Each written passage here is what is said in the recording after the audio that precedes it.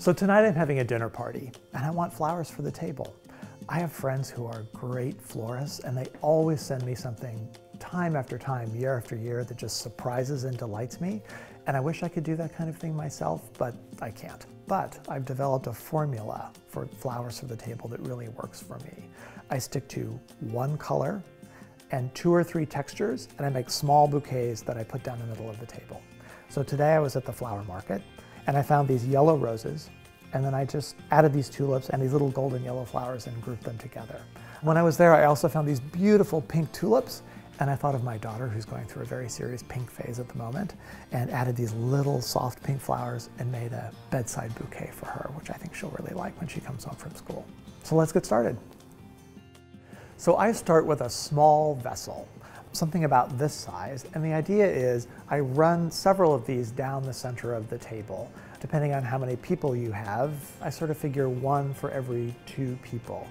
Also, low vessels are very important too, because you want to be able to easily see over the flowers and talk to the person across from you or next to you. If you don't have a nice little vase like this, a drinking glass works really well. Just like a basic heavy tumbler like this is good, or just a water glass like this works well too. So you don't need any special equipment. The first thing we need to do is to prepare the flowers. Tulips come with a lot of leaves, and they're pretty, but too much gets in the way, so I strip most of them off.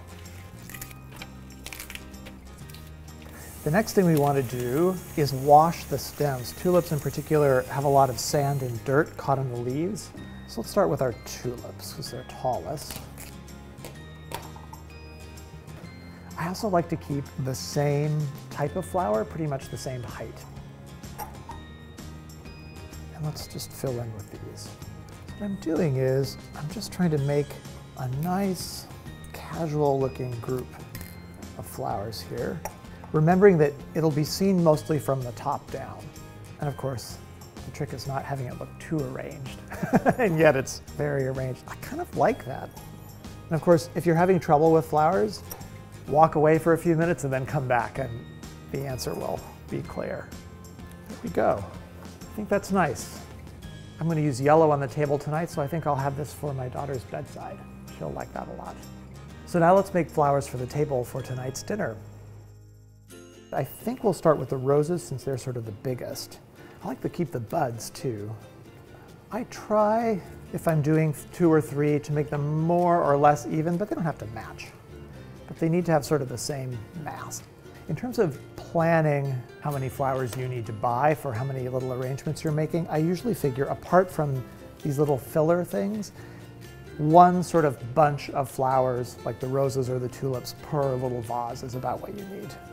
So I'm doing 3, so I have the tulips, the roses, and the filler.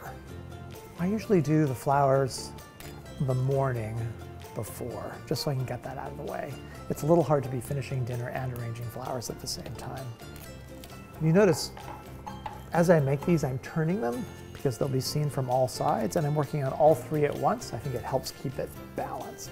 And I always think kind of the less handled the flowers are, the better they look. So, there we go. I think they're done, and that's handy because we're out of flowers. So, 3 nice little yellow bouquets for the table. We'll run those right down the middle of the table.